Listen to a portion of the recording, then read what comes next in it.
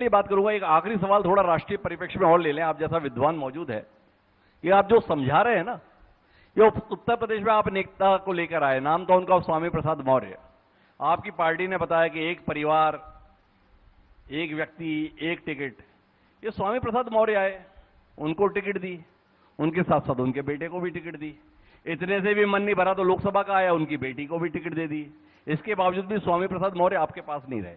आपसे जानना चाहता हूं विक्रम जी, जिन्होंने आपके साथ में 4-4 दशक, 5-5 दशक पसीना बहाया, दरिया बिछाई, कुर्सियां बिछाई, उनको आप उपदेश दे रहे हैं, और जिनके खिलाफ लड़ाई लड़ी उन्हें अपनी पार्टी में लाके उन्हें 3-3 सीटें दे रहे हैं। ये किस तरीके की पार्टी बना रहे हैं? देखिए, राजनीतिक क्षेत्र में जब काम करते हैं तो हिंदुस्तान की सभी 550 सीट पे कोई हमारा वर्चस्व नहीं है, किसी भी दल का नहीं रहा। स्वाभाविक रूप से कहां कैसी आवश्यकता होती है इसका भी आकलन पार्टी को करना पड़ता है। जब हम टिकट देते हैं तो टिकट देते समय ये देखना पड़ता है कि जीतने वाला उम्मीदवार है कि नहीं। फिर उस समय आपको यदि कुछ चीजों को छोड़ना पड़ता है, लेना पड़ता है, तो आवश्यकता हो जाती है, क्योंकि आपको उस क्षेत्र में काम करना है। अब मान लीजिए साउथ में हम गए तो वहां साउथ में आज स्थिति ऐसी कि भाई भारतीय जनता पार्टी को पैर जमाना है तो कई प्रकार के लोगों से मिलना पड़ेगा। विचारधारा के आधार पर मिलेंगे, कोई इसके व्यक्तिगत स्वार्थ के आधार पर बात नहीं करेंगे। और इसलिए अपवाद को हम परिवर्तन नहीं माने, पार्टी की मजबूरी नहीं माने। आप इतनी सहूलियत से अपवाद कैसे करार देते हैं? महबूबा मुफ्ती की पीडीपी के साथ कोई और सरकार बनाए तो देशद्रोहियों के साथ हाथ मिला लिया, और भारतीय जनता पार्टी ने हाथ मिलाया तो देश बचाने के लिए कदम उठा लिया। ये कमाल कैसे कर लेते हैं आप लोग? देखिए, मैंने कहा ना कि राजनीतिक बाध्यता, या तो आप राजनीति में पिछड़ते चले जाओ, और यदि राजनीति में आपको आगे आना है, बिना सिद्धांत से समझौता किए यदि आपको अपनी बात को मनवाना है, और यदि उस सिद्धांतों को भी आपको भविष्य में लागू करना है, तो आपको आगे बढ़ने के रास्ते ढूंढना पड़ेंगे।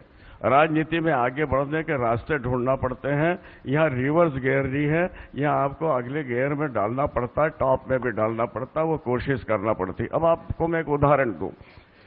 जब हमने कश्मीर में सरकार बनी महबूबा के साथ जी, तब उस समय नरेंद्र मोदी जी की और पूरी भारतीय जनता पार्टी की बहुत आलोचना हुई जी।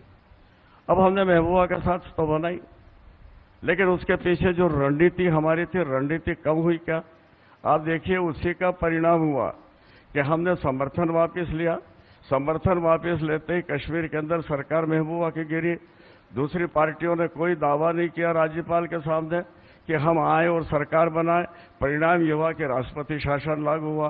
राष्ट्रपति शासन में विधानसभा की सारी शक्तियां, कानून सब अधिकार में आ जा राज्यपाल के अधिकार में आने का परिणाम हुआ कि जब 370 हटाई तो वहां उन्होंने उसका अनुमोदन किया, क्योंकि उनके नियम में था कि आप कोई भी संविधान संशोधन करोगे तो जम्मू कश्मीर की विधानसभा से अनुमोदन लेना पड़ेगा। आप कल्पना कर सकते हैं फारूक अब्दुल्ला करता, आप कल्पना कर सकते हैं कि दूसरे कांग्रेस के जो मुख्यमंत्री बने वो करते, आप कल्पना कर सकते हैं कि महबूबा करती। और इसलिए रणनीति में ये करना पड़ता है। सिद्धांत को पूरा करने के लिए एक लंबे रास्ते पर यदि चलना है तो वो चल के हमने दिखाया, लेकिन अंततोगत्वा हमने हमारे सिद्धांत को पूरा किया। ये गर्व और गौरव की बात है, उसके लिए आपको मुझे धन्यवाद देना चाहिए। आपका बहुत बहुत धन्यवाद। लेकिन इसके लिए महबूबा मुफ्ती की सरकार बनवाने की क्या जरूरत थी? आपको अगर वहां पे राष्ट्रपति शासन लगाना था तो बगैर सरकार के भी लगा सकते थे। बहरहाल सवाल इस बात को लेकर था कि जब आप करते हैं तो वो देश सेवा के लिए होता है, दूसरे करते हैं तो वो मेवा के लिए होता है। ये विरोधाभास इतनी सहजता से आप लागू कैसे कर लेते हैं? बहरहाल अब अपन लौट के मध्य प्रदेश में आते हैं विक्रम जी, आपकी पसंदीदा पक्ष पे। ये सरकार क्यों बनाई ये देखिए ना। सरकार बनाने के पीछे उद्देश्य क्या था जी? आप उद्देश्य को भूल रहे हैं।